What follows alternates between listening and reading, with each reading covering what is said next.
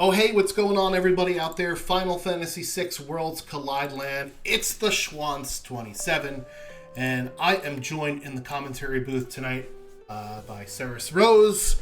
What's going on? How are we feeling? We're feeling pretty good. I'm feeling especially good because I didn't have to run this. A lot of people have a lot of love for this flag set, so I've heard.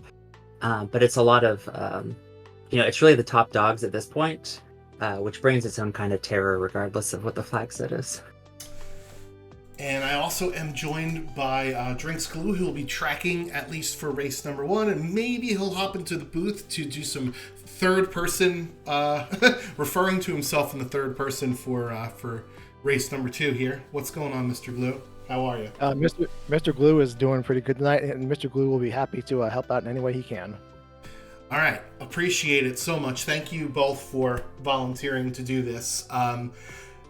What the heck are we watching here? Well, we're going to be doing the Doom's Rage flag set from the Warring Triads. I remember this event really well, and I have very fond memories of it because the flag sets were very unique, but also somewhat challenging at times, and we'll sort of go over what makes this flag set a little bit challenging here. The first thing you'll notice is that there is a huge nerf to magic.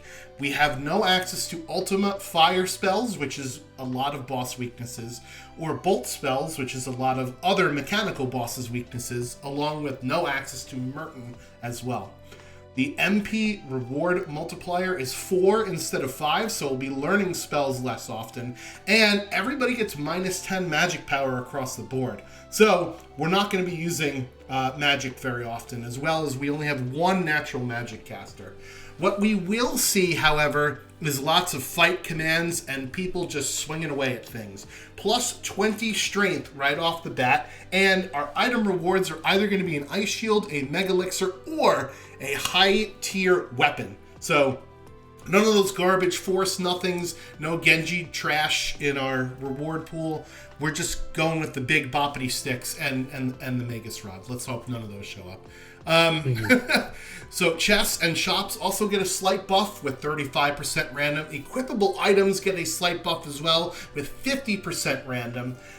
So that's kind of how things are going to be. The other thing that makes this flag set very difficult, Ceres Rose, is the shuffled statue battles. So our statues will be in Kefka's Tower, and they will be at a scaling level of 50 maximum, with our scaling going up 2.5 times for each check. So you'll see on the tracker, we'll keep track of how many checks our runners do, but that to me is where the seed actually starts in Kefka's Tower against the statue battles. So how would that sort of impact the way that you route the seed here? Yeah, well, first of all, even though it's hard, I loved shuffled statues. So it was a little anticlimactic when Kefka's Tower is just full of ultrases. So knowing that you've got those coming up, big fan of that. And just 2 people fights for those, which most people are probably going to have at that point. They're going to be hard even if you're fully prepared. You can be ready to fight Poltergeist, and then he stops your Poltergeist killer. All kinds of things can happen. We've also got the boss levels +3, and with the higher scaling, scaling can get out of hand a little bit earlier. But I mean, especially if you're used to Ultra Sleek, you know how strong magic is throughout the seed, but especially early on. So if you're going to practice anything for this seed, I would say for this flag set, I would say it's the first 10 minutes and kind of getting you out of that. But that vigor boost and the high XP means that it won't take too long for the the physical attacking, the weapons, the big swings, to end up actually doing some significant damage. And I think at the end of the day, the reason why this is such a renowned flag set is because everybody likes swinging those big weapons. Yeah, the fight command is fun. Magic, you could sort of make anybody a magic caster, right? Whereas, crafting a physical character build sort of requires a little bit more thought, and it's definitely, in my opinion, a little bit more fun than hitting the magic go boom button. The other fun thing, as you'll notice on the right-hand side, is that defeating an odd number of dragons will give you some properties of the Doom statue itself. with one giving you auto reflect, which may be an issue if you have some curative magic, but it will definitely help in, let's say, the poltergeist fight that you mentioned earlier, where if he casts stop, it'll be reflected off of you, and poltergeist is weak to stop, so that should certainly help out that fight a little bit. 3 dragons is for auto haste, and then 5 dragons is auto image. So if we do not find calmness protection in the seed, maybe we go slice some dragons in order to get ourselves some of that calmness protection. And each seed has a unique Kefka Tower skip condition. In this one, it is 7 characters, 13 espers, or 22 checks. So you'll notice in the tracker we've got 22 highlighted under the number of checks. Try and keep track of which runners are getting close to their skip. So we'll see how many runners route in some dragons. The other interesting thing is that we only start with 2 characters in this one instead of 3. So it might make the seed a little linear at first, but that really showcases the skill of the runners, in my opinion, versus, trying to combat the routing conditions, if you will. Yeah, that's probably, going back to the early game being one of the hardest parts of this. Those 2 random characters, if it's not as easy for you to blast tier 3 magic with a couple of earrings and do 6,000 damage at level 3, you have to make the most with what you've got, and you don't necessarily have a lot with 2 random characters, especially since they can't both be Yeti, which would make a lot of people happy. Certainly Glue doing the tracking happy. But with 2 characters, it can go a little wild with what checks you end up having. If you start with Sabin, you've got a lot of options. If you start with Strago, and then suddenly you're having to do, Fanatic's Tower in a seed where you don't get access to a lot of good magic, you better hope that you find Berserk somewhere. So it'll be really interesting to see kind of how this starts out. So how did we get here? There are 8 participants in week 8, and we have already seen 2 of them run. In case you missed this particular race, go back and check it out on our YouTube channel. Myself, the Schwantz27, my time is 1:21:44, and Papa Shango unfortunately took a couple of wipes to Kefka and had to throw in the towel there. Actually was doing better than I was, but got very unlucky on their Kefka climb, whereas I got very, very lucky in mine. So that's sort of where we're at the moment, and we'll see which one of our runners will be either joining me, or maybe if some of the runners are really, really fast, they could push me out of the top 4. So only the top 4 participants will be moving on to the next round, which is the finals. And we'll see here in just a second, we have our 3 runners. Zelfer85 in the purple and pink sort of neon 90s throwback color there. I believe I had a snap bracelet that looks like that at one time. Shout out to you 90s kids. We've got the Kamish double down over there in the blue. And then we have Gar, our Ultros League Mega Elixir Season 7 champion, in the black with the pink trim there. So, given the fact that we know this here, that only the top 4 runners move on, all 3 of these runners will be moving on to the next round unless one of them throws in the towel. And then we'll see during heat number 2 if any of those times get pushed out. So this will be very exciting.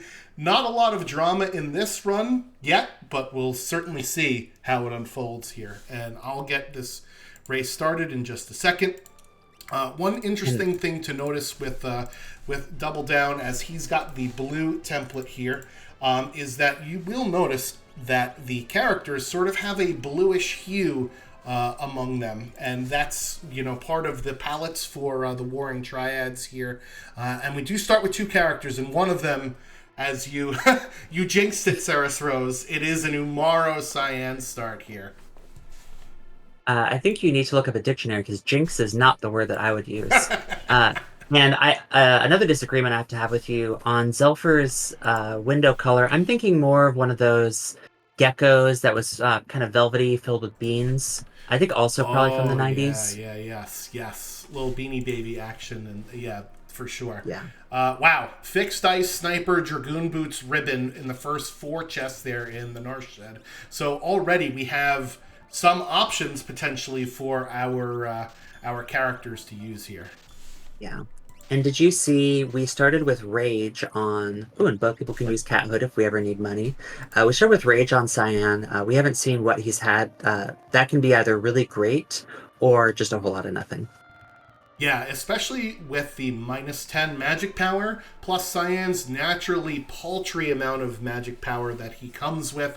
That might be just like tickling enemies to death, even if it's a really good ability there. Let's see if we find anything else. Nothing really so far other than we do have ice shields for sale, and with this flag set we can learn ice spells. We cannot learn fire or bolt spells. So we can actually learn Ice 2 from that. Zelfer giving us a peek at what's at the Yeti hole, and not a character. So we already know that we're going to have to do either Kefka Norsh or one of Cyan's checks to get character number 3 here. Yeah, I think that's, some people can take it or leave it, checking that early, but especially with just 2 starting characters, the odds that that's where your next character is going to be can be pretty high. And Doma Dream isn't exactly what you want to do when you only have 2 characters. Especially since with the statue fights being shuffled, it means that there's a slightly higher chance of Magimaster and Doomgaze in any boss you do. Yeah, well, there's also a lot of other bosses that I think would be huge problems for us now, depending upon what the rage is. There's Ifrit, right, is only resistant to ice magic, and we haven't learned any yet. There is Tritok, who is only resistant to fire magic, and we can't learn any fire magic. So those are a couple of bosses that I would hate to see as like maybe the second part of Cyan's Dream if we decide to go in there. We might get stuck and might never ever come out. Yeah, seeing that fixed dice is going to be really nice because that fixed damage that it does will help a lot with those fights like Tritok and stuff. But if we have to put it on Yeti and then we end up fighting something like Rex Soul or another boss that's multi-target, it can be a bit of a slog. Yeah, so it's interesting to see, because the other thing about Rage, right, is that you lose control over your character, and we only have one controllable character at the moment, so I don't know if we want to be doing double Berserk strats this early on in the seed, but we'll see how our runners decide to take it. Zelfer in the World of Ruin, South Figaro, picking up a couple of Rage rings there in the relic shop, so now Yeti can be the Yeti.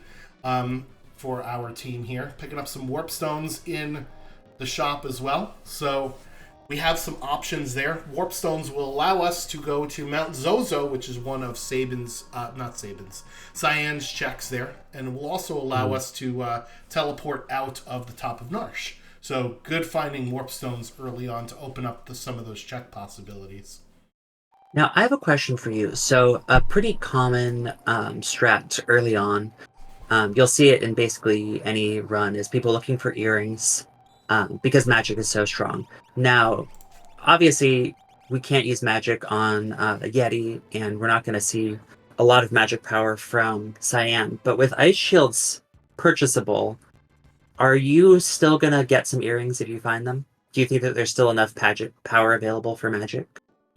Realm might be the only caster that we might actually be able to use, right, with her very high magic stat, and maybe one of the other 2 ladies as well. But with them nowhere in sight, I'd have to think that I'm not really going to invest in earrings all that much here, as we do have Cyan who can use the fixed dice, so that's at least nice that we see on Gar's screen. Meanwhile, Zelfer has paid the 1,000 GP for the Rust Rid and is heading up to Mount Zozo here. So our dragons are +6 levels. Now, it's important to know that we're based on the number of checks we have done times 2.5. And I don't know about you, but I think 0 times anything is still 0.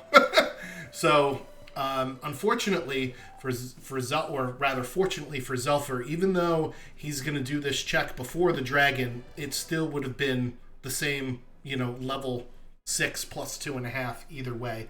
So this dragon is going to be at level 8, which is still pretty low for his team.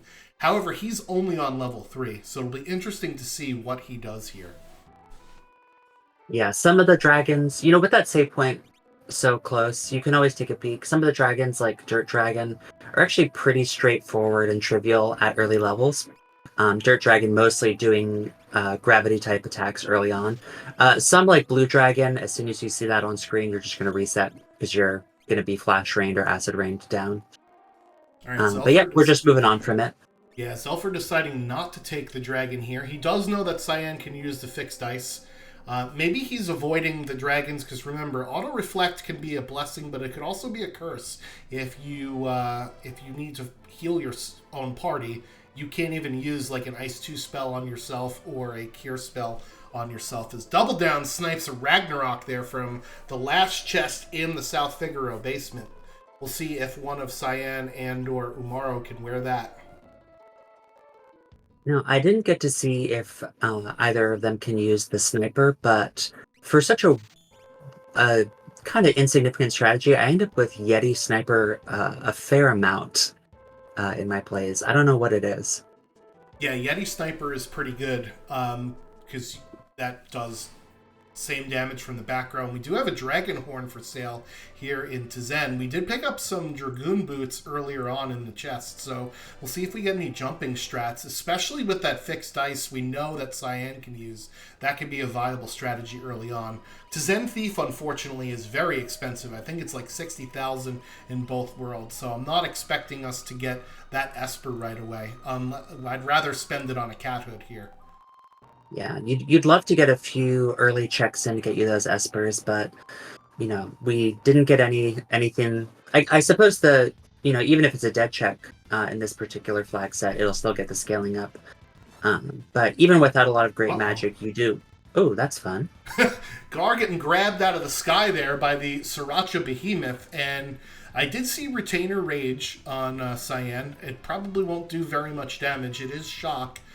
He's just going to roll dice at this problem because he doesn't want to let control up of his Cyan. Thankfully, SR Behemoth will cast some ice spells, and Yeti naturally having that snow muffler on means that we'll get healed. But this, unfortunately, is something we can't get healed from. Hopefully this will not kill our Yeti, and there he goes. Thankfully, we've got some fixed dice. Oh, man, this is tough. Because normally you just would reset out of this if you can't do it, but I don't know when the last time Gar saved, if he even saved at all. Yeah, I mean, there's also if we never end up finding Setzer, this could be a boon if it ends up being something good, because the other runners would have to actively try to run into it. And Sriracha Behemoth, not that scary. I think it's worth giving it a try. That Pearl we saw is probably the worst that it can do. Valiant Knife in the shop. Where is that? World of Balance Albrook there for Double Down. So I know we said that we were going to find weapons in dead checks, but it seems like we're finding them in shops and chests instead here. Yeah, 35% shuffle, I believe it was, and only 15% more than what we have in regular Ultra Seeds. But if there's enough shops, you're going to find something good. All right, so that was Seraphim, the Esper there for Gar, plus a bunch of levels. He's already at level 9, so that's really nice to see. I have found in this particular set of options, Magic Power +2. Okay, so maybe we can make that Shock Cyan actually useful there. Yeah, I mean, after 40 levels, that's 80 Magic Power. Yeah. He might actually put some beef behind him. So yeah, you were asking me before about earrings and magic. This would be the other case where I find a Magic Power +2 Esper early on, and that would actually make my magic caster somewhat useful there. Yeah.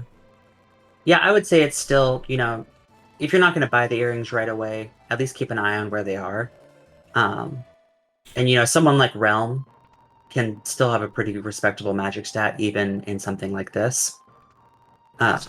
And a cracked shield with a couple of earrings is always going to be formidable, especially against things like Rexol that have super high magic defense. Speaking of formidable, we have Honey in the booth joining us. What's up, Honeydew? How you doing? Hey, how's it going? What's happening? So I think we'll take a back seat and do some more tracking and let the two of you take over the commentary here as we see our top runners heading into Dome of Siege to fight some soldiers to get off of level 3 here. Quite a grind fight. Get a Chimera up. Yeah, you're really hoping that the ability randomizer doesn't make it do anything a little too wacky, Hmm. but you get a good reward if you win. Want to say this pays a couple thousand. It could be all the grinding they need to get into this first boss fight. And I don't know if you saw, Gar did get some levels in the beginning from running into Senior Behemoth in the sky. Unintentionally, but made it through. Um, Could be a so, happy little accident. yeah, we got an Esper from it with +2 magic, so that retainer cyan could end up being pretty decent. Surprisingly. Yeah, I've always found magic to be incredibly underrated in this flag set, because you have to understand, magic is very busted in this game. Even if you just 20-something magic power, that'll still outpace vigor for the first couple of levels in a lot of situations. So, luckily these runners realize that, and they're not completely throwing the magic to the side, and realizing that regardless of the stats, regardless of the weapons, vigor characters are better at mid and late game. Yeah. Schwantz and I were talking a bit about earring discourse, if you'd be buying them in a flag set like this, because there's such an auto buy in nearly every seed you do. And I was saying, especially with seeing that we had ice shields available to purchase in Narsh, I would at least keep an eye on where those earrings are. I would get 2 and put it on like my best mage, but maybe no more than 2. Yeah. I mean, Realm in this flag set's still probably a better magic user than Cyan in a normal one. Yeah, And with just having 2 starting characters, you hope that your checks don't have any particularly terrible fights. So far, we've got the number 128, pretty straightforward. Not technically one of these characters' checks, but we ran into Sriracha Behemoth in the sky, and that was fine. But we still haven't found that third character. And I'm sure they're good and ready for the third character, because a rage character and a Yeti, that's going to give you some anxiety. Yeah. Although it does give you a lot of times for bathroom breaks. Mm-hmm. Oh yeah, I don't have enough faith in his RNG to go full auto battle mode. So as soon as that third character shows up, that'd be the best. And I know all these runners thinking the same. We see Double Down hitting in the Doma Dream. Kind of brave to do this check this early, because, you know, once you're in, you're in. But he's feeling confident. Let's see how it works out for him. Yeah, we may just be hoping that fixed dice will eventually get you through anything. Yeah, I always call fixed dice the gimmick solver. It's not the fastest weapon, but nothing in the game can wall you. Yeah, and you know, we do have, I think at least Double Down is seeing dragon horns for sale, and we ended up with some dragon boots. And I think dragon horn, dragoon boots, fixed dice, pretty respectable. We were worried about this fight earlier. We were talking about it, but that fixed dice is going to make it pretty straightforward. Yeah, Tritalk is in a category of what I would call gimmick bosses, where they can just wall you if you don't have the right thing at the right time. That's why, even though I don't use Flare that much, I'm happy to have something like Flare, because it hits everything, and Dice is firmly in that category of, hey, it hits everything. Yeah. So, as long as he doesn't get cold dust countered, and he doesn't, able to get through just like that. And good knowledge knowing that Lich is fire too. You don't have to know all of the rages to be a great runner, but you do have to know most of them to be Double Down. Oh yeah, I've seen obscure rage knowledge win many a race. I wish I knew more myself. For newer players, I recommend just memorize the physical ones. That's Gold Baron, Stray Cat, the tier 3 spells, and the 9-elemental spells. Because 9-elemental spells assault the gimmick bosses, tier 3 spells the highest damage, and the physical ones enable some unique builds where you can make your main vigor carry. Yeah, I'm going to be rewarded with his knowledge. I'm going to give you a little sage wisdom. Don't try to use Mag Rotor Rage for your mute in tier 2. It's not worth the time. More advice. Don't rage chicken lips.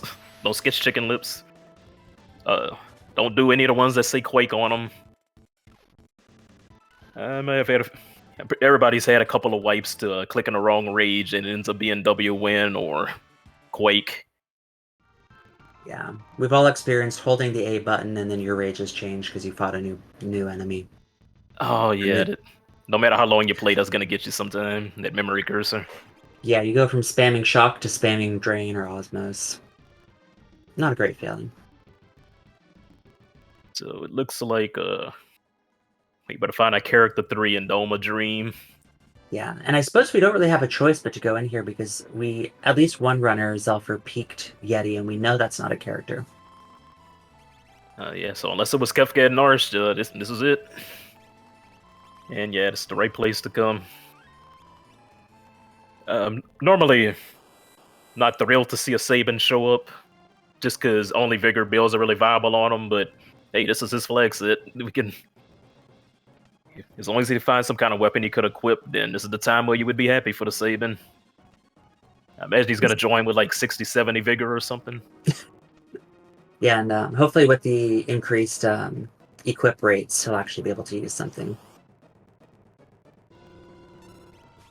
Alright. Gonna see who the final boss of this dream is, because clearly since the Seeds bottlenecked here, this is the... I think they're gonna get through. Just a hunch. Yeah, I think they can make it through. God, the boss music didn't even start. Alrighty, Seeds open. And man, is it open. People love seeing Sabin show up whenever they're feeling a little stifled by the route feeling narrow, because Sabin has 5 different checks, and all of them are decent. Like, his worst check is Mountain Colts, and that one's not even that bad. So yeah, Seeds wide open. We're gonna see which Sabin check each one of these runners prioritize first. Yeah, Strago wishes he had Mountain Colts. Yeah, I could see maybe Imperial Camp first to get some more levels, or maybe they just want to dive into some boss fights. Yeah. Or Collapsing House since there's nothing to fight. Especially with Vigor, levels are king. But, I can also see doing some quick checks like the Collapsing House to try to get the scaling up a little bit more. Yeah, Plus 3 boss levels not that high. Yeah. Collapsing House is the only World of Ruin check for Sabin, so, they might just want to do it right quick before they transition. Yeah, at least that's what Double Down's going to be doing. We'll see what Gar decides. Now, would you be hunting down monster in a boxes, trying to see if you can get an offering, or just hope that the seed provides? Hope that the seed provides. It's yeah. I think I played about 10 or 15 of this flag set. Feels like you just always get something. I know eventually any day that could be the day that's not true, but I think just hope that the seed provides. It's we're pretty late into the tournament. Only I believe the top 4 are gonna move on. You can't play too safe, because aside from it being just some of the absolute most fantastic players we have in the community, it's just so deep in the tournament. It's going to be easy to get knocked out if you play too safe.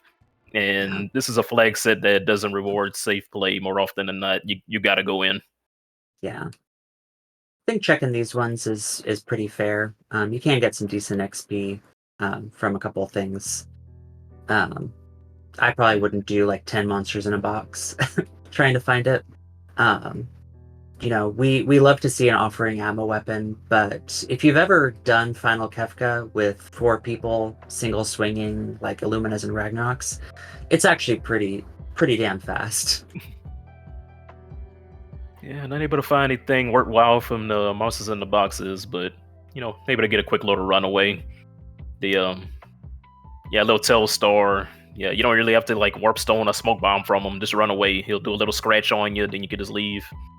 Or if you want, you can kill him to get the green beret, which is the second best helmet for VK users. Yeah, tiny little HP boost on it. I think most players will just opt to run from it unless they already have the VK. Yeah. I will say there's not a lot of competition for headpieces in gear, Cat hoods, if you can get them on people. Red caps are nice. A lot of other stuff, which is you can basically slap whatever on. Yeah, unless it's one of the Magic Plus ones. My eyes just glaze over them whenever I'm looking at an armor store. And we get the Magicite Modeling. Gar and Double Down sneaking up a bit more. It's like Gar got through the MIB fights a little bit faster to catch up a bit. Or, oh, never mind, he's thoroughly ahead. Just now looking at his tracker. And Zelfer going for the quote-unquote worst save and check already. With the scaling pretty low, doing something that's forced to be a boss fight isn't a bad idea. Imperial Camp isn't going to be threatening unless you get super unlucky with the fixed encounters. So I can see just trying to squeak through an easy boss pretty quick. Yeah, the fact that none of the runners elected to go Imperial Camp shows they're pretty confident in their party's power, and I don't blame them. The dice solves the gimmick bosses, and yet he's going to cover up with the beatdowns. Yeah. Got the jump and Sabin. The Retainer, also 9 elemental, which if you're up against a single target boss, it'll do double damage since it's an AoE spell. So yeah, they're feeling confident enough they don't need to grind fights.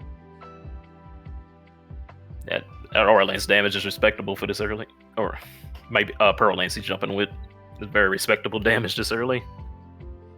Yeah, I mean, I've lost a race to someone who had the, I want to say it was Christopher who had the wherewithal to use Gold Lance on a jumper. And the Seed had so little offense that was just enough to get you through. So when you've got good lances like this, don't underestimate those boots. Yeah, I'll say Gold Lance is the weakest lance that I would consider to be an in-game lance. Like, you can beat Kefka with a Gold Lance. Maybe nothing below that, but a Gold Lance will do. And we got the 19 magic power Blitzmog joining. Yeah, you'd think with all the punching that blitzes seem to do, that you'd want vigor and not magic, but this is Final Fantasy VI we're talking about. Also, it's the ability that belongs to the literal bodybuilding martial artists. Nope, gotta build magic on them. That's just how it is. Of course, I didn't know that as a kid. I was just swinging the 2 claws. Had a Genji Glove Sabin when I played this as a kid. Oh, and Katana Soul's been located. Don't know if they have any gimmicks to get by them, so just gotta fight them honest. Yeah. But you got the power to beat them honest. And to be fair, you're not just hunting down monsters in a box for the offering. This is also a lot of money, and there are good items that we've seen in stores. We've seen BKs in stores. Yeti going down. Was that Cockatrice? Yeah, that was a Cockatrice. The Katana Soul's move. His move pool runs deep. You don't never know what he's gonna pull out. You just know it's gonna be bad. If you're unlucky. Oh, Auto Reflect coming into play, bouncing that fire 2 back. Kinda hope one of them bounces back a mute on tier 2 Kefka at some point. It's always cool when you get like the really cool things happen in Auto Reflect seeds. Also changes some of the boss's scripts, believe it or not. The I don't know if he did it during the senior. No, he wouldn't have had Auto Reflect then. But the senior Behemoth fight, he'll keep trying to dispel your reflect the whole fight, doing that question mark reflect move. Auto Reflect really messes with some boss scripts. I imagine, I think Dwyer was telling me that Dirt Dragon, you can waste a lot of its time by being floated, just because it'll keep trying to unfloat you. There's a lot of weird tech in this game. Oh, and that's one way to get through Katana Soul. Yeah, he's kind of surprised. You ever read the wikis on the boss scripts? It's always kind of neat to see the ifs and the ands and the ors that go deep into their boss. The developers tried their best to have the bosses not be auto solved by one support spell. They didn't quite get all of them, and in the case of this randomizer with the auto reflect, sometimes you get them stuck in a bit of a loop. Yeah. If you're trying to get better at this game, I do recommend just satisfying your weird curiosity. Look some stuff up, find out what things do. A recent example for me, it's not too dramatic, but I was always afraid of Mad Oscars, the Marlboro enemies. But when I looked up their script, they don't do bad breath until turn 3 or something. So it went from an auto run for me to a potentially pretty lucrative fight if you can knock them out quick. Yeah, just gotta get them down quick. The double down. It's unfortunately given another example of just how wide Katana Soul's pool is. It opened up with a clean sweep, which You never want to get hit with that at low level because this feels like that spell scales faster than you do. Speaking of things that scale faster than you do, it threw a bolt's edge, but luckily everybody was immune to lightning. But yeah, it took him a little while to recover from that clean sweep opener, but now that he's back up, I think he should get through this no problem. As long as Katana Soul doesn't do anything goofy. Yeah. Clean sweep also being why Blue Dragon is probably the worst dragon you can see early on. Yeah, I gotta give a shout outs to the gear on this character besides the weapons is like I keep thinking there's about to be a wipe happening, but it keeps absorbing and blocking various elements. Like the character's defense is on point. They're able to secure some good armor and shields. And double downs through the Katana Soul.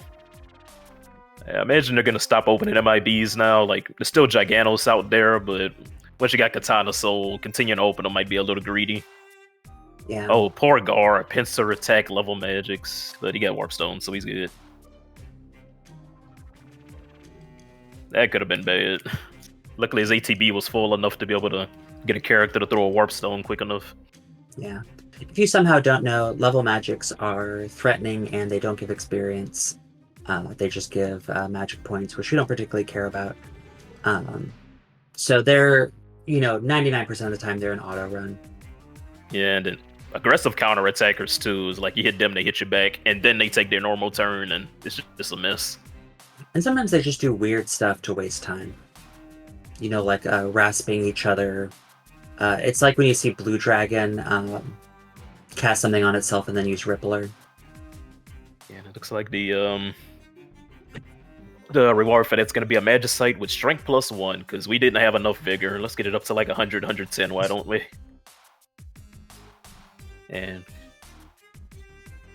the Baron Falls boss is the squid. And it's a squid you don't want. No experience. And I'm not surprised that we're seeing Gar and Double Down do a lot of the same things. These are pretty standard order, I would say, for Sabin checks. I'm surprised Zelfer is kind of going out of the way to do these things. I don't know if you have any insight into why we might do that. Yeah, I think Zelfer might want to swap his party up, and right now Mog is the highest sphere character.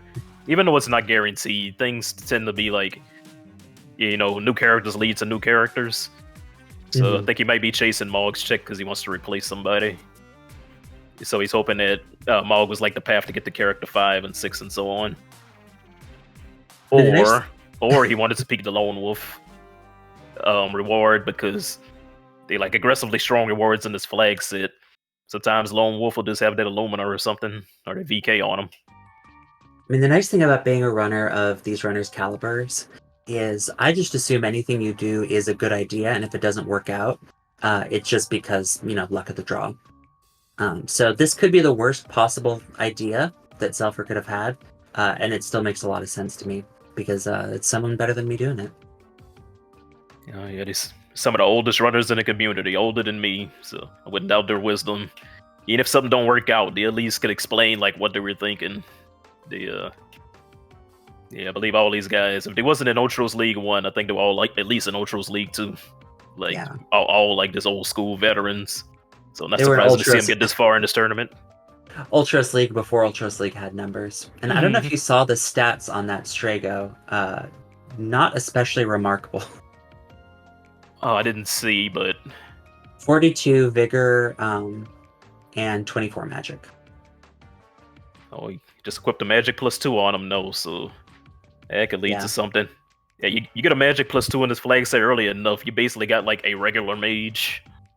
And so that Strago's set up to beat it. Yeah.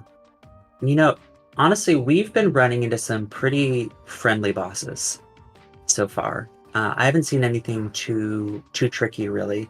And it's nice to be able to get through the early game nice and quick, but it does mean that you're going to be running into your things like Magimaster and stuff. Potentially a lot later in the seed. Well, player characters scale better than bosses, so yeah, you want the easy bosses early, and then the hard bosses come out when you got options and you got some, you got some muscle behind your hits. Yeah, there will be a problem if you're solo in the KT lane and you run into them, but as for like the mid game when you're in the overworld with your full party, Yeah, it'd be the best time to run into like the very late game bosses with the big experience rewards and all your parties together. And since we have shuffled statues, you just have to make sure that your mid lane, or I guess if you're not doing skip, your right lane, then going middle to the guardian spot. As long as they have like a berserk user or some way of handling Magi Master, you'll be okay. Yeah, that's a good point about the shuffled statues, which would explain why the bosses have been leaning on the easier side. 3 of the hardest bosses in the game are just utterly removed from the pool. There's still a lot of guys to worry about besides them, but removing the statues does make the overall a bit safer in exchange for, in-game. You're gonna need 3 characters that can stand on their own against bosses that'll have about 40,000 HP if the scaling gets high enough. Yeah. And Zelfer seems like making the right calls if we're trying to get more characters, because we did that Mount Colts as one of our first things, and we got Mog, and now we're getting Shadow from this one.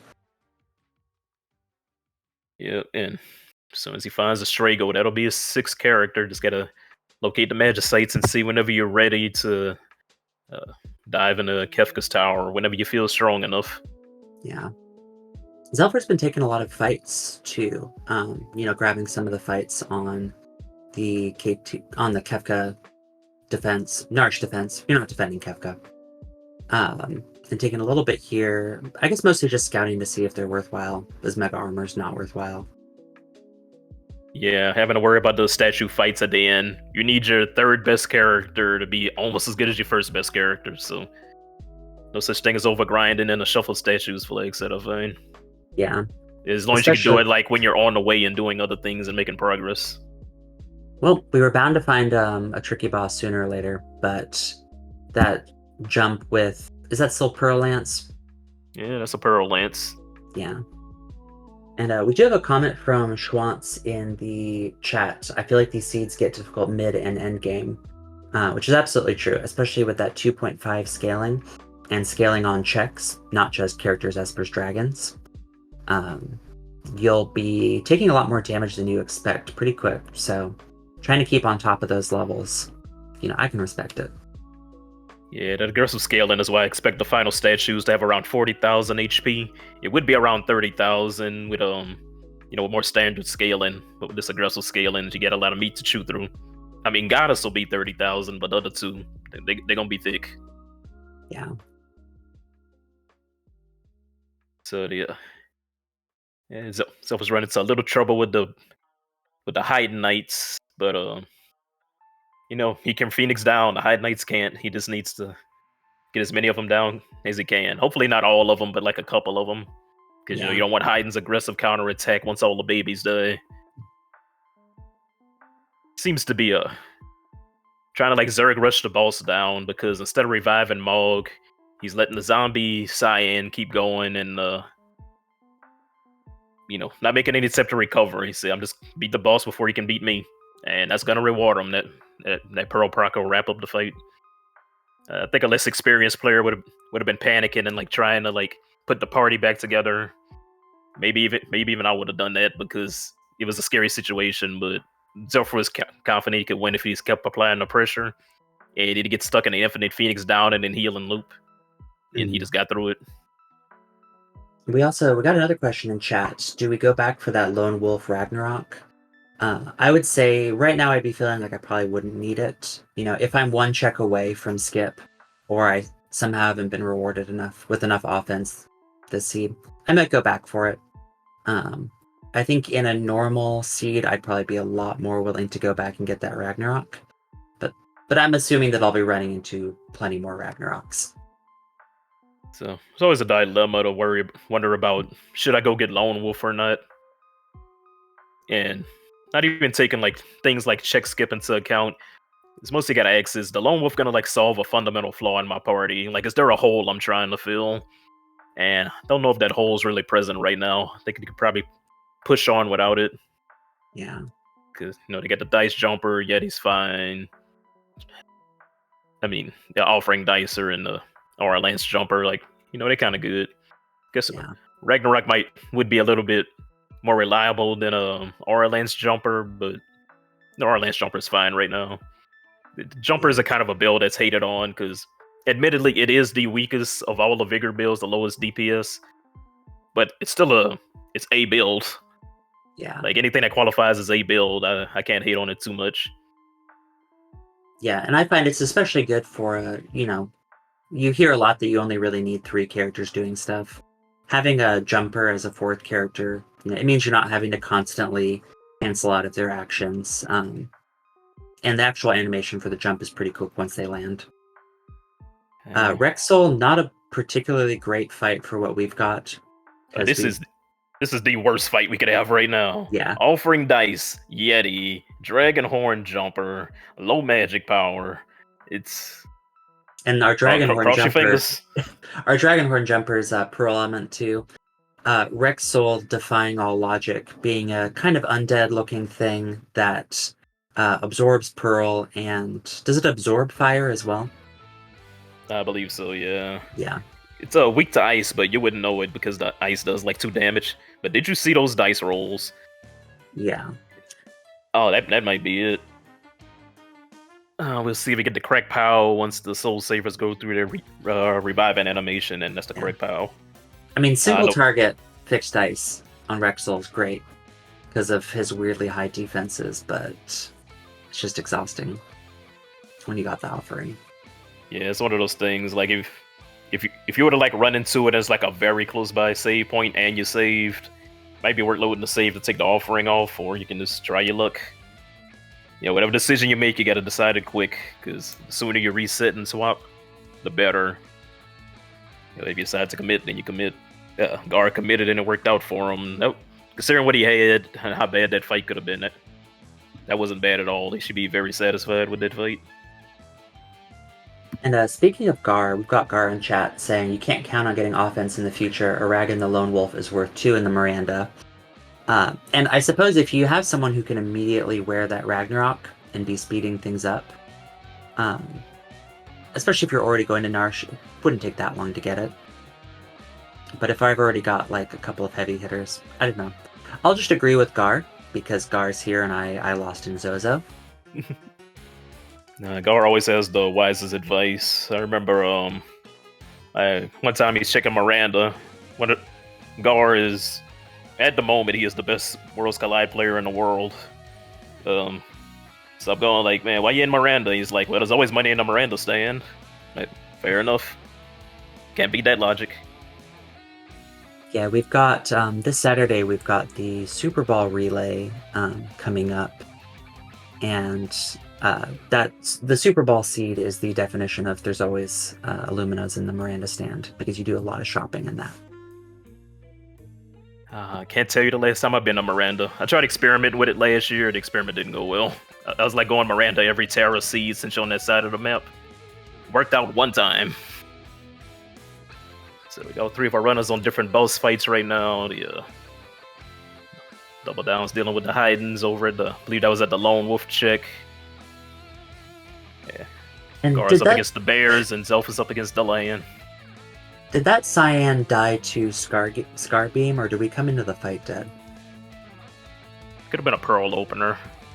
Oh boy, that's man, Zelfer is really catching a beat down from some of these bosses, but he's always pushing through and getting the wins.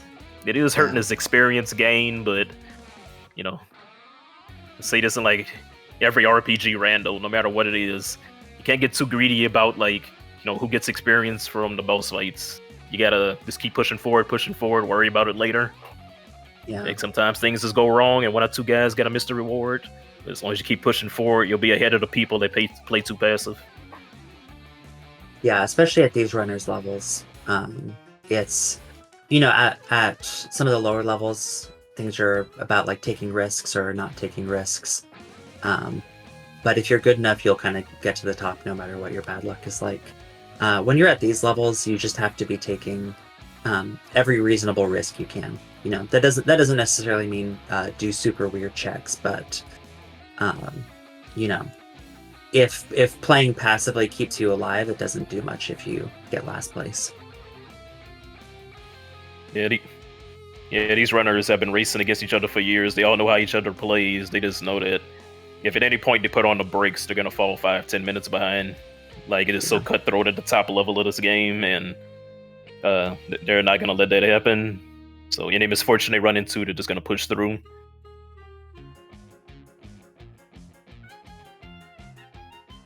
So we got Gar and Abbott's Rock. I have not even begun to count the corals. We'll just see when he goes to the chest.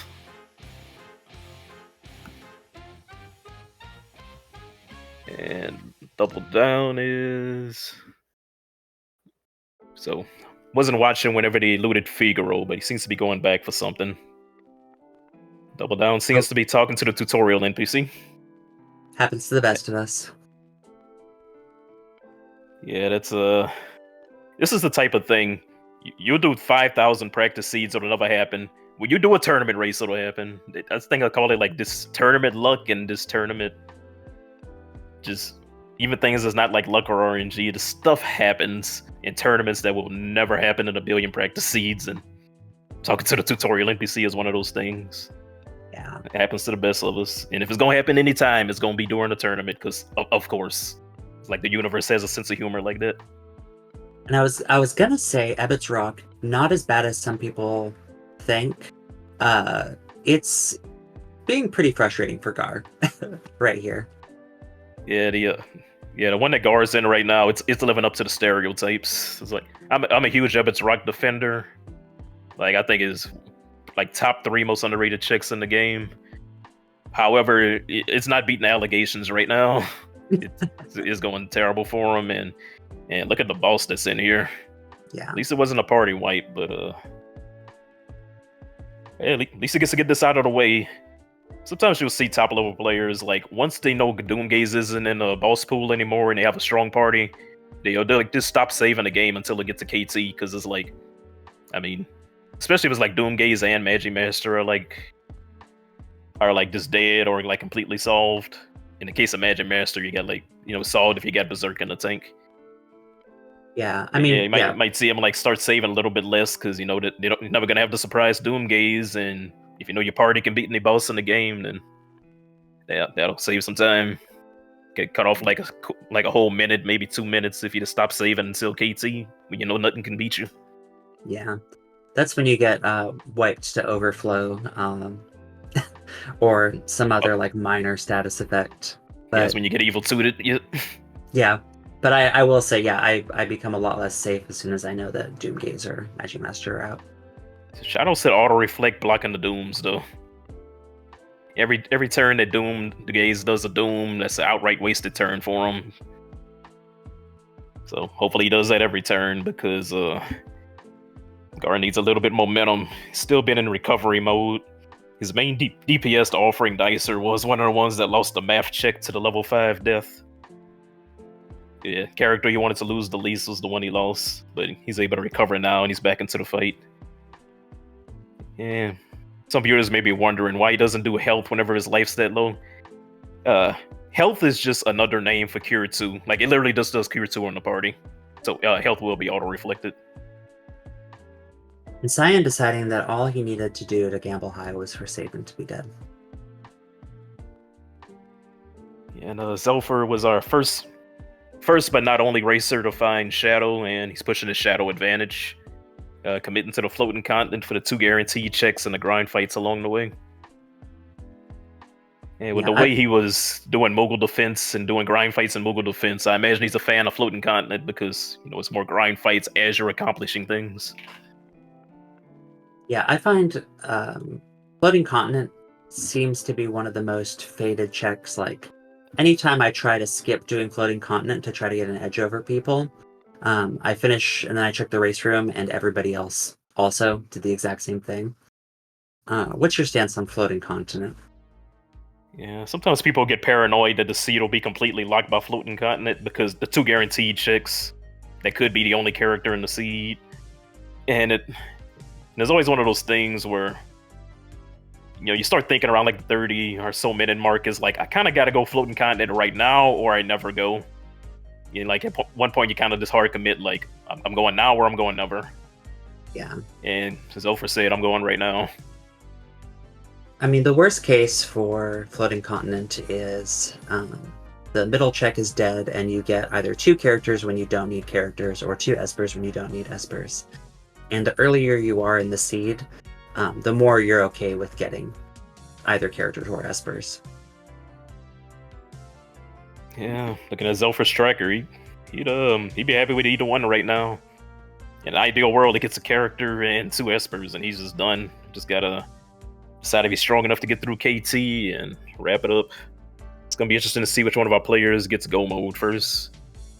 I think, looking at it right now, I think Gar is gonna get it last, but I also think Gar has the best party right now, because I believe he has offering VKs running on Sabin, and everybody in the party has a job. This is that 3rd dragon kill. Yeah, I mean, don't mind some auto haste. All those grind fights that Zelfer have been doing are great, but you are a bit reliant on whether or not they're going to be lucrative fights or not. If you can kill a dragon, it's lucrative. Yeah, I got I'm sorry, lost my train of thought because I just dropped something. Killing dragons. Oh yeah, how funny, and good reminder because it was dragon related. I gotta say the auto haste objective is so synergistic with this flag set, because you're gonna have the statue fights at the end, and haste has the most value in a very long fight. Because the haste doesn't really kick in turn 1, but if you're doing it's gonna be like a 9, 10, 11, 12 turn fight, haste gets so much value, and that's about how long these final fights gonna be. Especially with those quick swings, you can actually really, if everyone's hasted but you're just casting Merton, Gold Dragon, not who I want to see basically ever. Anyway, I'm sure I was making a great point, and we'll just leave it at that. Oh yeah, haste. Yeah, because of the quick animations of just sword swinging, you notice it a lot more when you've got your Rag user hasted versus your Merton user. Yeah, you definitely feel it in the KT battles. Not to keep going back to that, but the Warren Triads tournament was all about how you handle KT, so that was always something to think about. But yeah, you really appreciate it when you're going in with like 2 characters in the KT, because just every turn matters so much, because it's like you get a turn, the boss gets a turn, you get a turn, the boss gets a turn. When you got haste, sometimes you get 2 in, and getting 2 turns in a one-on-one fight is a big deal, because you're literally twice as effective. And it's half as many chances for the boss to do something goofy, like single target Ultima, which nobody living through that. Yeah. The Zelfer finding a vanilla Gigantos, I believe. Yeah, I think you're right. Yeah. Gar thinking about stopping in for a meal, decides against it. Nah, we racing. We don't got no time for dinner. Yeah, Zelfer has to be very happy with that Gigantos, the fattest EXP pinata in the game. Oh man, if you ever get a seed where you get 2 of them, yeah, you're gonna remember that seed for the rest of your life. Double Gigantos that'll... I remember one time, one of our moderators, Barrow, he got a burning house full of double Gigantos. That was a good time for him. I think he left that burning house like level 61 or something. Yeah, I had a seed like that once too. Also, Fitz once shared a seed that was Siegfried Burning House. So I'm pretty sure I've experienced the best and the worst that Burning House can provide. Yeah, Gara's going to be going up again. Gara's rocking Octo VK right now. My goodness. I already thought he had the best party. Yeah, maybe he got something from that Hopper Dragon that let him complete that build. He didn't have that a few minutes ago. But yeah, Octo VK. It won't be doing like full damage from the back row, but it's just like a few hundred difference. Like full chunks of thousands are gonna come just from the HP differential. So Sabin being in the back row right now from the back attack's not a big deal. Yeah, I would not be surprised to see that, only at 4 characters and 8 espers. I would not be surprised to see Gar jumping pretty far forward with this offense. But I'm sure everyone else has some good offense building up too. I mean, even just still seeing that like Dragon Horn jump is still doing like 7,000 damage a turn on Zelfer's screen. Yeah, I'll say all three players got good offense, but they don't got Octo VK offense. Like, they better pray. Yeah. They better pray very hard that Gar Schwa- doesn't get to Kefka before they do, because I don't think they beating Kefka faster than he will. Yeah, Schwant's confirming Ebbets and Opera Dragon were both VK. Yeah, the good Selfra wrapping up Floating Continent. No, I think Gar don't know if this is, well, no, he has a Strago. I was gonna say this. I don't know if this is last location. If we take out Strago, like Burning House and Fanatics, this is last location. Just because, like we were saying earlier, Mount Coates and Saban's slowest check, and Gar was seemed like he was prioritizing the ones that take the least amount of time to get through. So that puts Mount Coates up next because it's faster than Fanatics and Burning House. And once he finds Mog, I don't see him really backtracking any Strago checks. I think he'll chase Mog after this. Yeah, absolutely. And we'll be fine because we'll end up with Shadow. But then we wonder if we're doing Floating Continent at like 55 minutes or not. And that Pearl Lance Yeti is slapping 3,000 a hit. Not as much as the Saban, but Yeti's contributing. And what if he replaces Yeti with Mog and then just be honest, all you need Mog to do is throw items. Think the other three characters can just carry the rest of the seed. Maybe put Mog in over Yeti and just have Mog as a support. Or he'll run Yeti all the way and he'll Drinks Galoo cheering in the background. Yeah, you'll have me cheering too. Oh yeah. Oh, so you're joining the Yeti cult? It's you,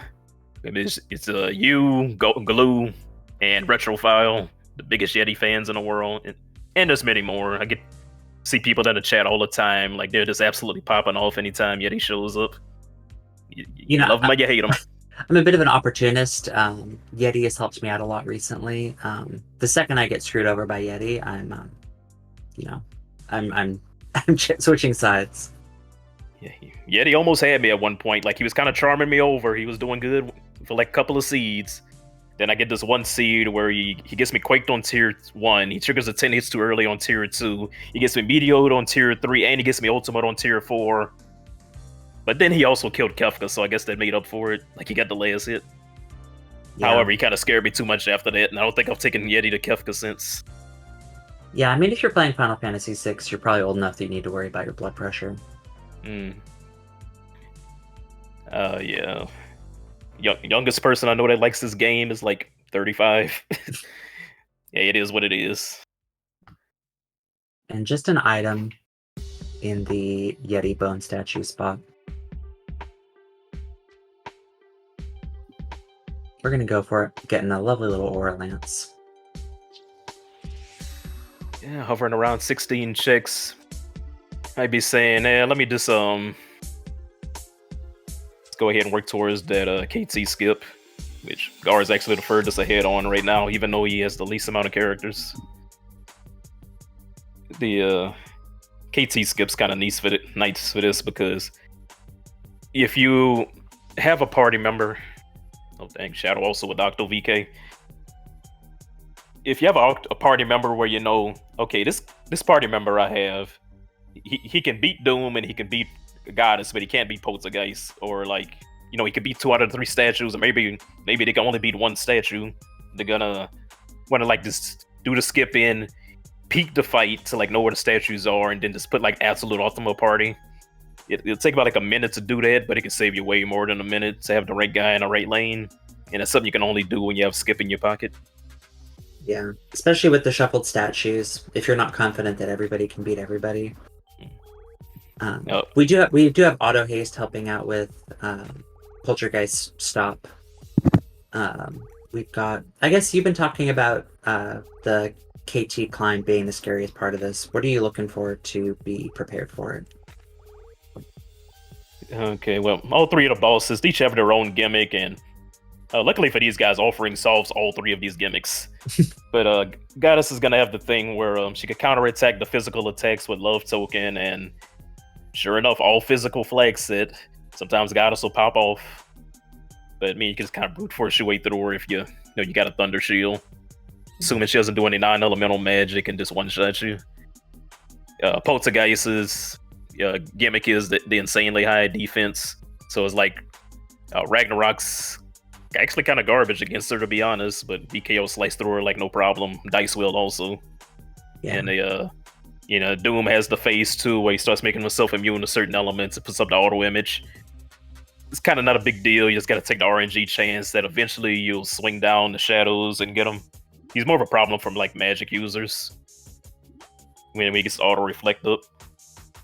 So usually, like ironically, the flag set's named after him, but usually he's the most solved of the 3 statues in Doom's Rage. And I think all the party members, feels like everybody kind of has solutions for the statues.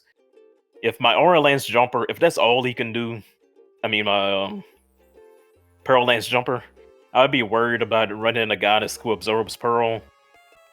Maybe he can, if that character can also equip an Aura Lance, maybe he can fight Poltergeist first, get an Aura Lance and swap to that. Because jumping with a Pearl Lance will... Like, jumping is good against goddess, but... Because it goes through Love Token, but if you're jumping with a Pearl Lance, you're not going to have a good time. Side note, double down in Fanatic's Tower. It's a scary check to do in a low magic seed. But his boss is looking... He doesn't have any rods to break. Have we ended up with any ice shields? Oh, he's going Palador? Hold up. Double down cooking.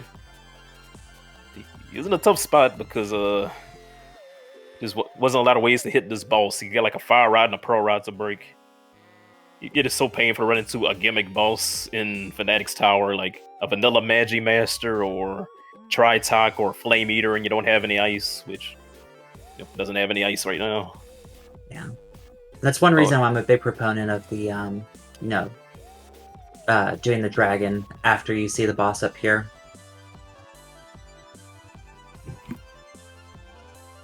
Okay. I am legit curious what he's gonna do. The double-edged sword with the auto-reflect right now. Can't cast Berserk on himself. Does he no reflect? Reflect an enemy and bounce Berserk off an enemy, but... Yeah, how did he get through this? I'm curious. He's not resetting, so he got something in mind.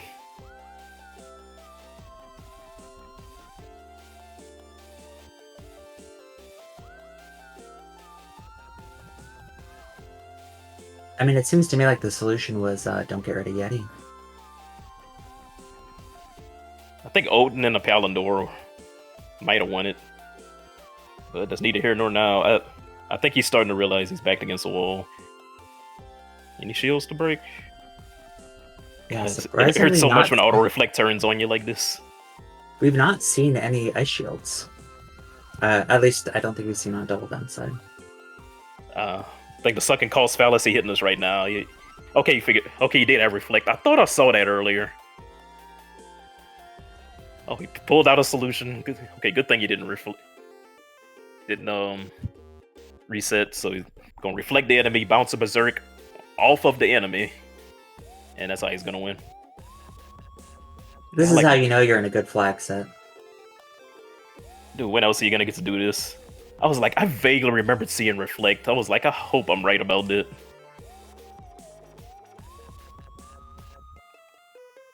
This shows this. This is just the only kind. You can only get in this kind of situation in randomizers. That's why I've played this for years. I'm gonna play it for many more years. Stuff like this pops up all the time. Never in a million years would you think of it. This is a very unique situation to be in, and it feels rewarding to come up with a solution for it. Yeah, I've mentioned to a handful of people, and I'm not the only person who'll say this, doing things like chaos seeds or weird seeds will kind of force you to learn some strange tech that's probably not good most of the time, but will absolutely save you some of the time. And if you've been playing as long as these people have, you've run into a situation where you need to cast Reflect on on Flame Eater at the top of Fanatic's Tower. Yeah, it's one of Chaos Seed players are the scariest people to race against in anything, because, man, they got some obscure knowledge. They'll be like, oh, yeah, I ran into this encounter in Trench and I stole a flame shield from it. They'll be like, what, you can do that? Be like, oh, yeah, I ran into this guy and I stole some fire rods. Really? It's like the Chaos players just got that knowledge. And while we've had all of our eyes on Double Down, but Gar is at 6 and 9 and 22 checks. And I believe it's 22. I know it's 21 to 25 for this. So yeah, we're going in. So blink and you miss it. I wonder if everybody in the party can use the offering VK, because you can just Octo VK all 3 lanes. Ain't nothing saying you can't do that.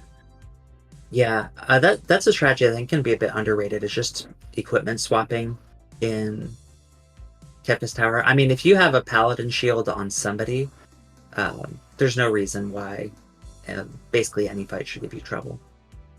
Yeah, it's slow, but it's equipment swap, but slow is better than being walled, because being walled is a forfeit. Being slow just means, okay, I lost like a minute or two to minuing. So yeah, don't hesitate to be passing that VK around if everybody can use it. Like I said, the boss is gonna be mighty thick. You got a lot of HP to cut through. By the way, it shows how many dead chicks win the seed. He has a 6-9 unlock and 22 skips at the same time. I know Lone Wolf counted for 1, but still, it'd take a good bit of dead chicks and dragons to get to 22 checks with a 6-9 unlock. Oh, and it looks like I think first we'll be dragon going fight middle. Yeah, we'll do middle first, which makes sense. Yeah, get that save point, because yeah, you gotta have the perfect setup to solve these statue fights. Drago busting out a lightsaber. I don't even know if Yeti's still in Gar's main party, but Yeti was in a party for so long that he feels like a 5th character. Yeah, Zelfer's working on his last-minute preparations and his skip. Yeah, Double Down still dealing with this. I didn't see the Sparlet chat for this race, and I don't know who finished it where, but I think he might have some regrets about going Fnatic's Tower. Like, even if he won this race, he still might think, I could have won more if I would have went somewhere else. Yeah. Fnatic's Tower I feel like he's been here for a year and a half. It's unfortunate. Fnatic's Tower is hard on Doom's Rage, and he also had the misfortune to run into a gimmick boss. More of that tournament luck.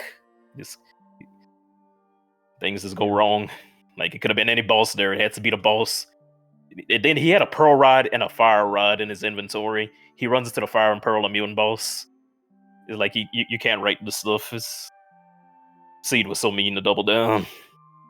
And I mean, it's, you have to feel a little bad. Like, Flame Eater, 99% of the time is so trivial. So being absolutely walled by something so trivial doesn't feel great. Okay. Oh, yeah, I was going to say, is Poltergeist going to open with a stop? You played yourself. Yeah, Saban with the full life Octo VK. Not the most damage, but you could do this entire fight without the stop wearing off by weight tricking. That's why you're going to see him every time he cycles back to Mog, he's going to put his cursor on Blitz and point it at himself, or go in the item menu. Maybe take this chance to do some item swapping. And he's got all the time in the world. Yeah, because if you don't weight trick against Poltergeist, he'll unfreeze from the stop on turn 3. On your turn 3. Even hitting himself. But if you weight trick, you get like 4 or 5 hits on him. Before his own stop wears off. Well, at least Double Down was able to get through Fnatic's Tower. Yeah, with the power of hindsight, that wasn't the play. But yeah, it's unfortunate. Just every play is not going to work out. But he just uniquely got done over by it.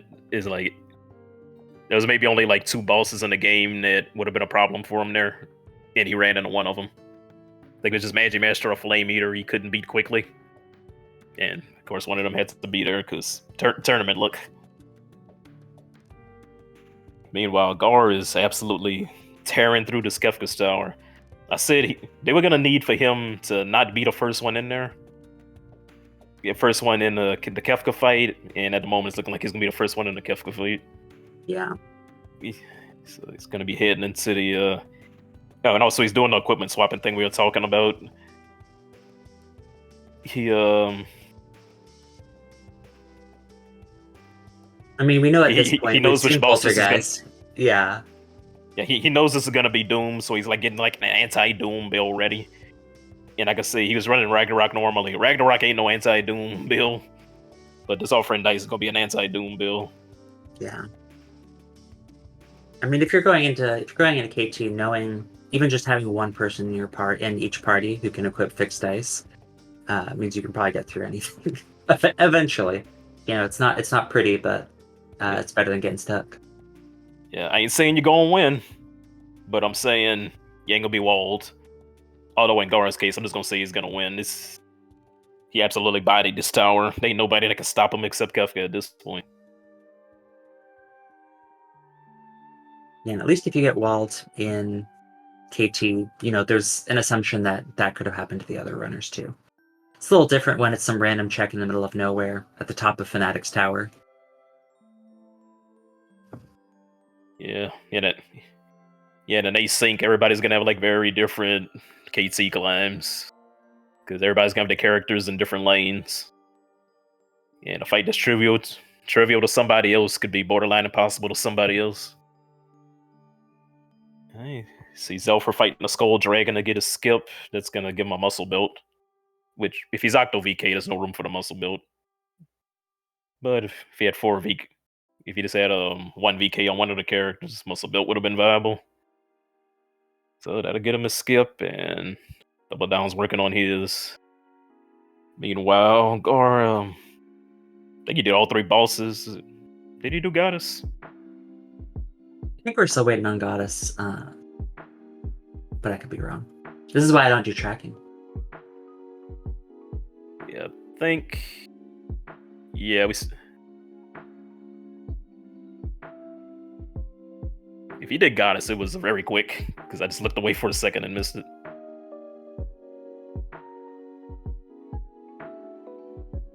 But regardless, whether he has 1 fight or 0 fights to go, sitting in a good spot. Yeah. Oh yeah, that's why I was confused. He did the middle fight saved, and then he did the 2 side lane fights before going back to his middle party. Yeah, you do not want Yumaro to be in the Goddess party in particular because of the love token thing, but Shady was able to get off 1 hit. But nice. Gonna chest bump the Atma weapon user. Yeah, worst case scenario. This is what the other 2 players needed. A situation like this to come up. Yeah, I guess we're just gonna try to send it.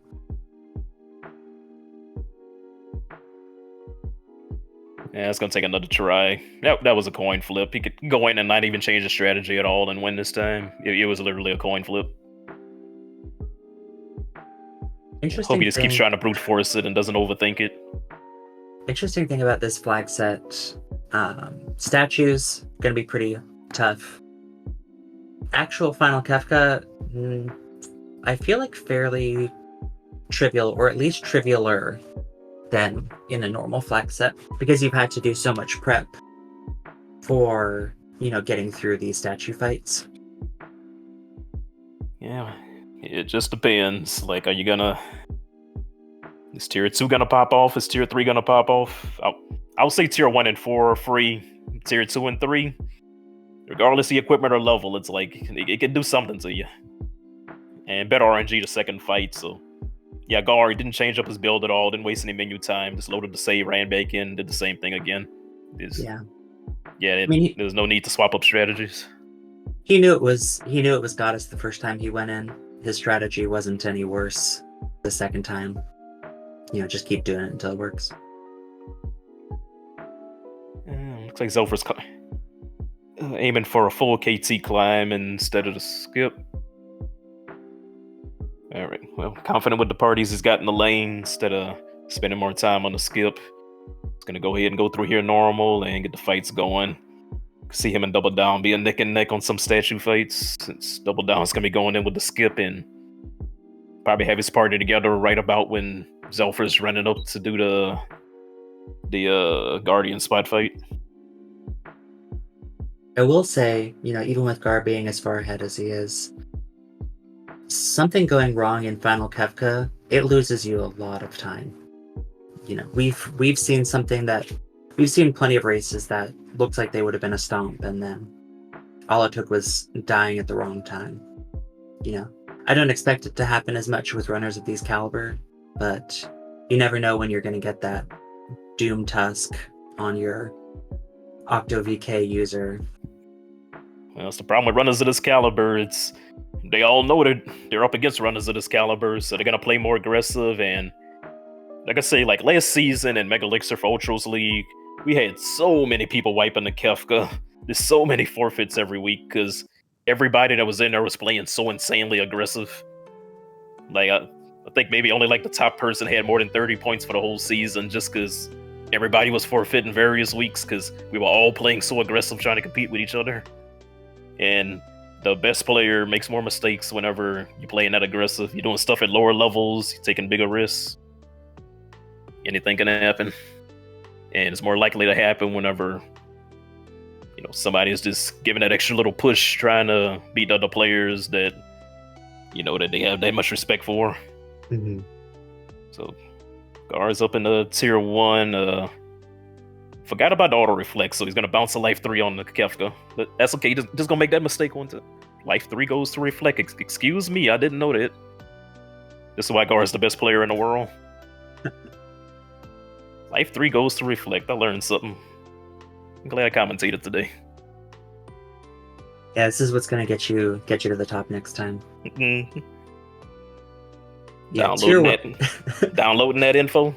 Jarvis clipped that. Do you think you can explain tier 1 before Gar kills it? Alright, so they mostly gonna want to get the head down first so they don't get Quake countered. Like, nobody has enough life to lift Quake except, like, Strago randomly. Must have had a HP plus Magicite. Yeah, life 3 does give insurance against that. But, don't believe he has any instant death, so he's also gonna have to fight down the left hand. And all the characters in the front row, this is kind of like your physical defense check for the seed. And with all these front row characters, unless they get a snow muffler, they probably fail in that check, so they could just hope not to get hit, kill him before he kills them.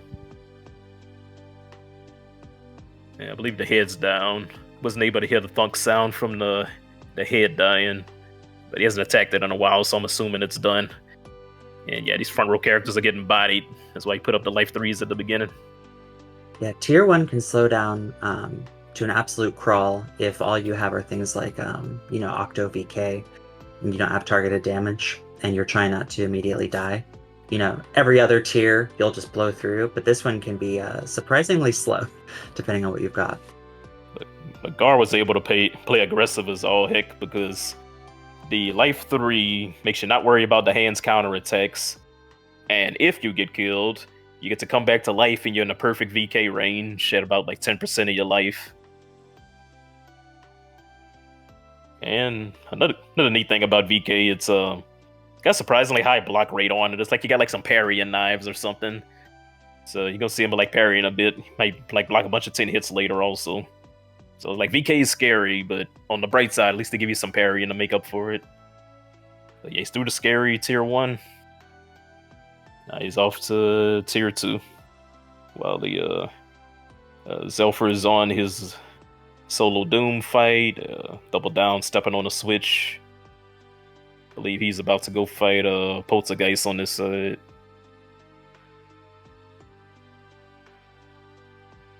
Now for tier 2, I don't know how much answer. I know we don't have Doom, so got to fight. Got to just beat tools the old-fashioned way. Yeah, for those not too familiar with this big blob of enemies here, there's actually 4 parts, even though it looks like it could be anywhere from 6 to a million. One's already doing its death counter. The blue dude in front, death counter with 10 hits, which hits 10 times. The sort of... I don't know which part the middle refers to, but that's tools. Tools speak to instant death. Tiger in the front, one of the most threatening, can do things like... Oh, bounce back the muddle. That would have been a party wipe if Auto Reflect wasn't up. Yeah. Yeah, we can do like Doom Tusk and various other particularly annoying things. So you usually see Tiger going down pretty quick. Magic in the back can be muted. we don't have mute, so it's going to be not totally trivial, but we've got tons of damage to get through this. Saban lives the Flare Star because of the red jacket on him. Red jacket's such a great VK item because it doesn't heal you, but also it makes you immune to like all these AoE fire moves that the final boss is.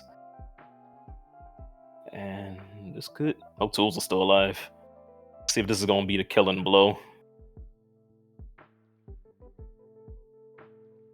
Or at the very least, get tools down. Yeah, not quite, but if Saban ever gets another turn, that's a wrap. Assuming it's not already a wrap. Yeah, top 2 runners getting through the statue fights just fine. Although, fortunately, looks like Double Down's got to fight Poltergeist or Ragnarok. That's not a good feeling. Ragnarok good against everything in the game except it. Gar did get the reflected mute, so I mean, granted, magic is probably just one hit away from death, but it's the principle of the matter. Yeah, and it'll let us kind of get ourselves together. Oh man, Poltergeist is popping off on the top right. It's just such a counter matchup. I think Double Down might have to swap up the builds a bit. Like got like the Ragnarok and the Jumper, and it's like a Poltergeist counter both those builds. Yeah. And we had, every time he jumps, it does a single target burden on himself. And a single target burden on himself heals him for 4,000. And AI seems to know to always do Merton whenever you jump. It's like it's psychic.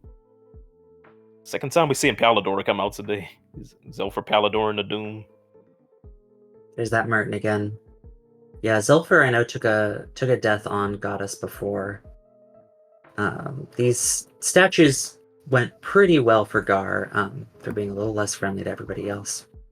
Yeah, that's why I was talking about those statues like an hour ago, because I was like, all this overworld stuff, that's cute and all, but the game begins at the statues. These fights are absolutely insane. This tournament was stressful for everybody that was in it, back when you did the Warren Triads last year. It's every week of this. So Gar is beginning to make progress through its tier 3. Octo VK is so good to have here because he's like, I mean, it can be good. There are times where like he just doesn't want to target Lady, and then kind of end up like killing Lady and getting in the medial phase at the same time. Yeah. As soon as we can get Lady down, we're getting through it. Yeah. See how the math works out. Worked out the worst way it could. But since Gar had that game knowledge that Life 3 goes to reflect. Yeah. Well, you made it through one video. And personally, I feel like I would just send it at this point. Yeah, because Saban's just gonna cure tier 4 in 2 turns. Yeah. But calmness. We need somebody to take the calmnesses. Oh, that's true. Oh, parry and knives. No, yeah. He parried like 3 or 4, 10 hits also. I was like, man, them VKs be parrying. Yeah, double VK almost like you got a shield on. When it comes to blocking, at least. Obviously not in stats. So on to the last fight. Feels a little bit of a bummer yet he doesn't get to see the end credits because he works so hard. So we gotta replace him with old boring safe Shadow. Yeah. Well, it wasn't for lack of trying, at least. It meant something that Gar at least tried to bring him. Yeah, if ever there was a flag set to play Yeti, this was the one. And he did good. Couldn't go all the way, but he did enough. Team player. So this will probably be a blink and a miss it kind of thing. Yeah, he held bouncing off the auto reflect. Not a big deal. He was at full life anyway. But to be honest, 2 saving turns is done. Yeah. Final Kefka has 62,000 HP, and we're doing about 32,000 a turn. Just need the hyperdrive counter to not go to exactly that character. Luckily, he had the auto life, but still. Like his AI is being played by a human sometimes. Once he gets this save and fight command off, he can get his dot done and be glad that he's going on to week 9. And he's going on to week 9. Strago trying to steal the thunder with that, but nope, it's going to be the Savin show right into the end. Yep, congrats to UL champion Gar. Resting easy until when's our week 9 race? Is it Wednesday, Thursday? So the people can look forward to it. That's a good question. I barely even know when this race is. Wednesday, 9 p.m. Eastern on Final Fantasy VI Worlds Collide Twitch. So it'll be the last 4 runners will sync the finals. So be on the lookout for that. That should be a lot of fun.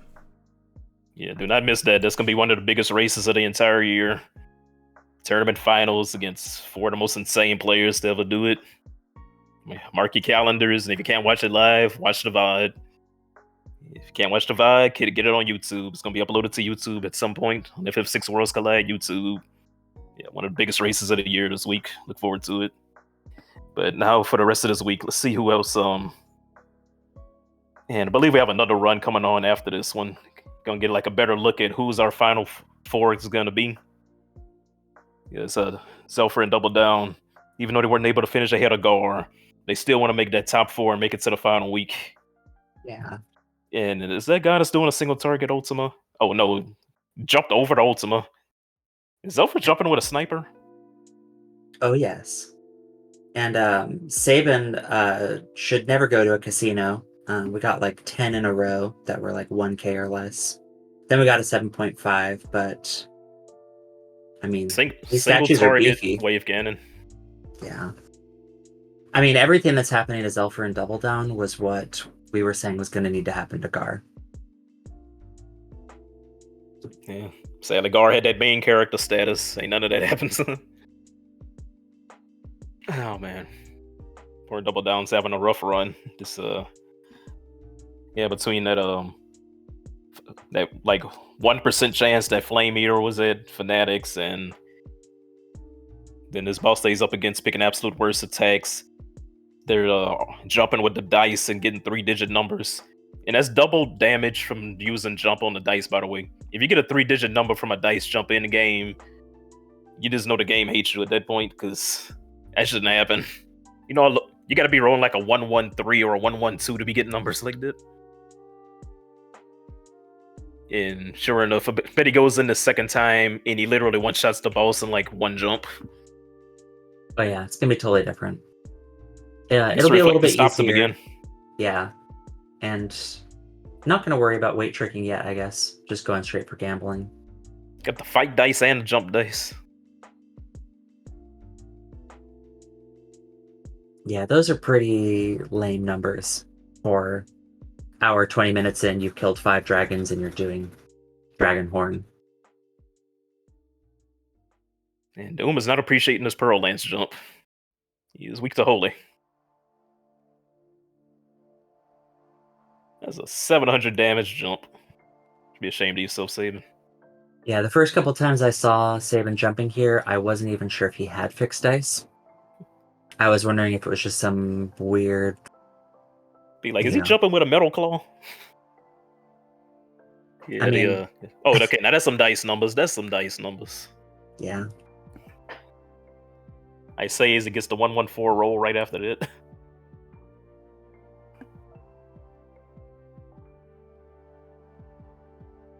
Oh boy. Nothing worse than dice betraying you in the tournament. See, in the tournament race, I know one of our local admins, Boo, he isn't a fan of dice because dice will let him down every tournament and every UL race that he uses dice. It's like sometimes you gotta use them and they let him down every time. Poor guy. I mean, if it's any consolation for Double Down, it's going to work eventually, which it does. Mm.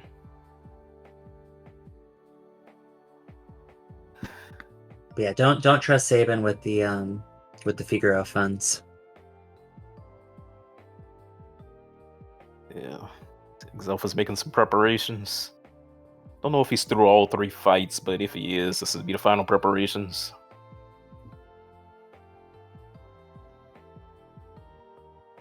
And Sabin's gonna go back to his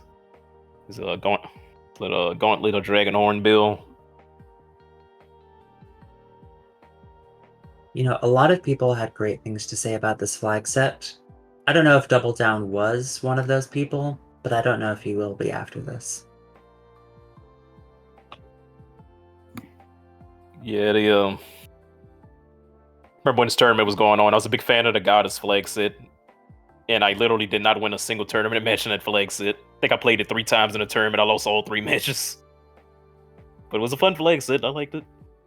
And Doom's Rage, it was popular. Like, people, you know, like throughout the week, you know, people like just run like little side races to like practice. People were like practicing this flag set like crazy. It's like, I would see like 1 Goddess race, maybe like 2-3 Poltergeist race, and like 10 Doom races throughout the week. Like, people absolutely adored this flag set. So I think this was the right choice to make for this flashback tournament. Because, you know, for the flashback tournament, you want to do like the most memorable flag sets from all the events. This was the most memorable War and Triads flag set. Like, people absolutely loved this flag set. And we're getting pretty well synchronized getting into Final Kefka. Yeah, you might as well call it at this point. It's literally a tie right now. Yeah. Double Down does have that auto image, which will be nice for calmness protection. And honestly can make phase 1 a lot nicer. Yep, safer and faster, because you can play so aggressive while your shadow's up. Even got the auto float. Literally untouchable. Doing the life 3s. Apparently I'm the only player in the world that didn't know life 3 went through Reflect. Everybody else knows it. And apparently I didn't know that you can full party float and get through Reflect. Oh, yeah, I didn't know, float does go through Reflect. And it's a shame. You can actually cast float, like, out of battle, like, on your whole party, but since you get split up in KT, there's never really, like, an opportune time to do it. Otherwise, I think, like, it'd be part of the meta to just, like, float your whole party before the fight, but since you split up into 3 parties, it's not convenient. Yeah, if you're floating and you have image, well, I was gonna say you can do basically anything in tier 1, as long as you don't get dreaded, but we survived the dread. Yeah, honestly, the scariest thing would be if the left hand dies last with the triple shockwave. 3 shockwaves can't kill any one of these characters. You have to be unlucky to get triple shockwave to one character, but yeah, you know how it'd be sometimes. Yeah. Speaking of shockwaves, we're probably also thinking 1. Okay, 2. And a dodge. Double Down's probably also not thinking that we should be taking anything slow at this point.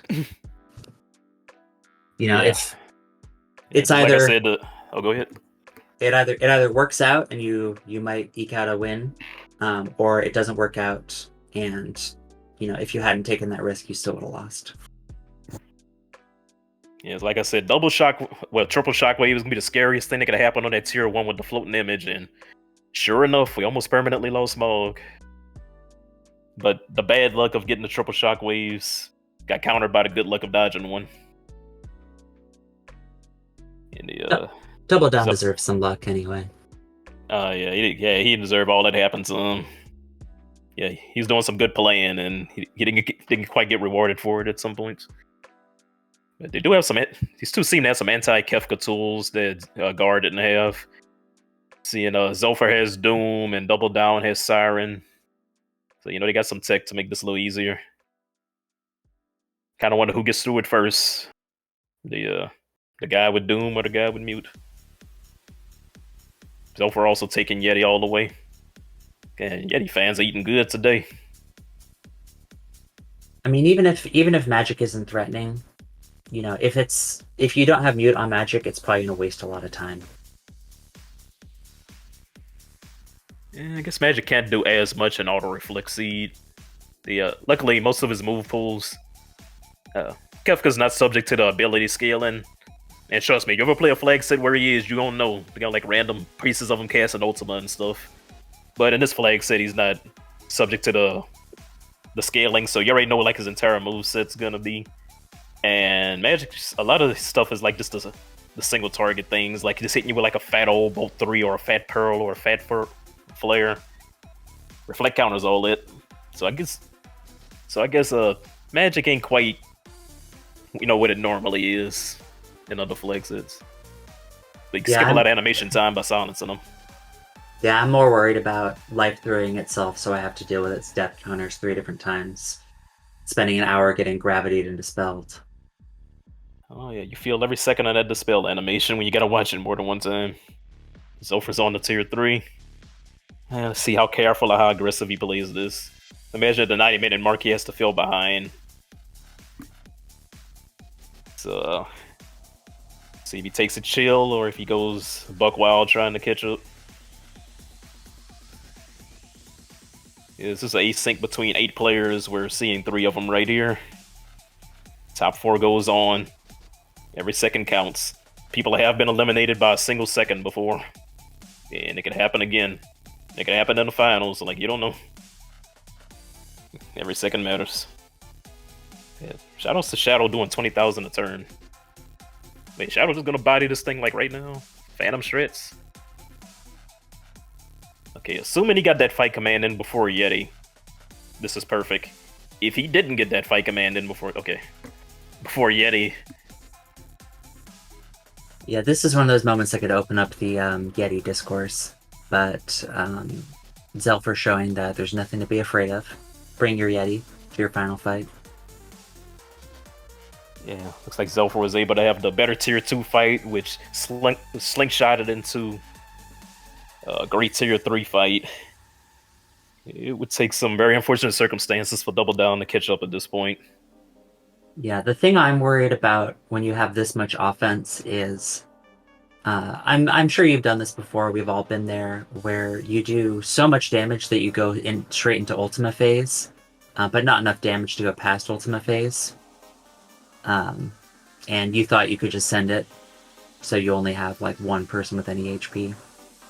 Yeah, you get those moments where you got like the dice jumper that hasn't had a good roll the entire seed. Then you like quad 9s 4 times for the first time the whole seed on this fight, and that like makes the Ultima counter. That stuff can happen.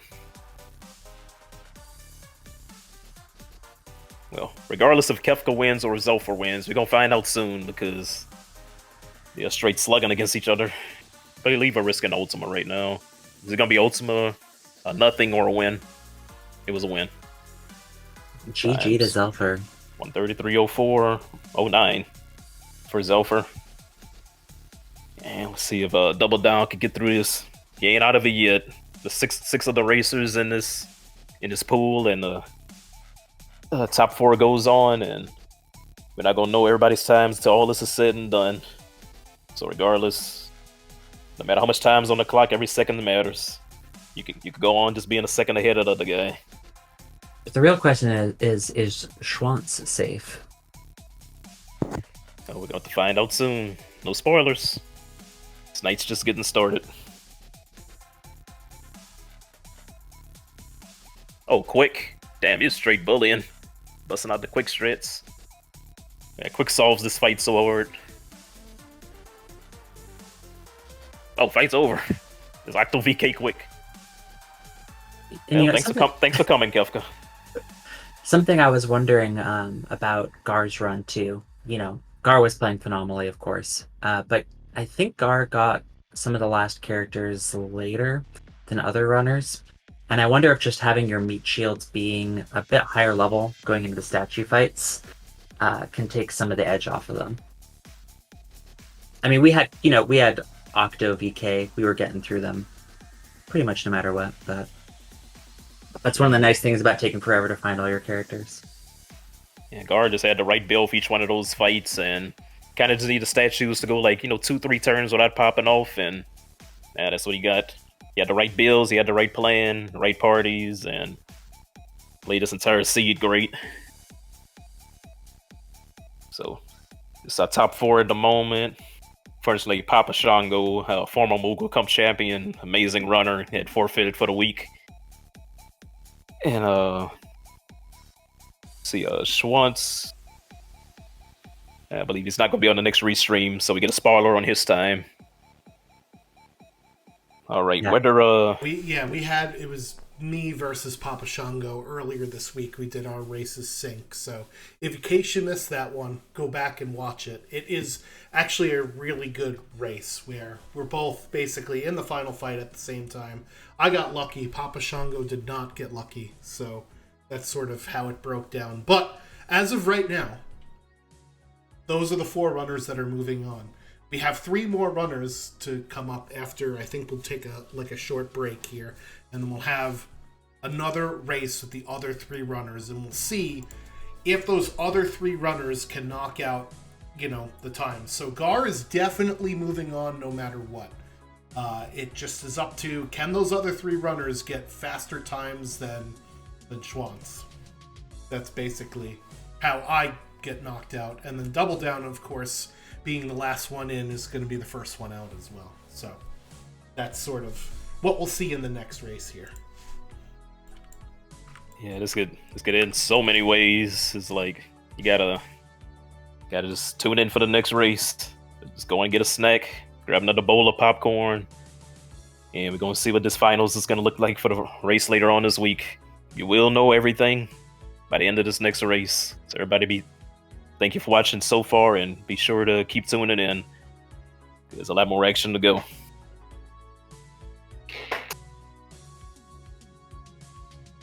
I want to thank both of you for doing commentary for run number 1. Really appreciate you hopping in the booth for this one, both Honey and Saris Rose. Thanks for volunteering. That was a lot of fun to kick back and watch the action unfold before our eyes here. Absolutely. Oh yeah, thanks everybody for tuning in, and it's always the restreamers, the administrators for the Worlds Collide events, and of course all of the viewers. Hope you're very entertained by this race, and promise more of the same for the next one. That's gonna be it for me tonight, but thank you guys so much. Always a pleasure. Yeah, thanks, Honey, for stepping in. We'll take sort of a break here. I put on the wrong thing. We'll take a little bit of a break here, a couple minutes, and then we'll be back with race number 2. Don't go anywhere. You can chill and listen to the music. So, thank you, and we'll see you in a little bit. Thank you, everybody.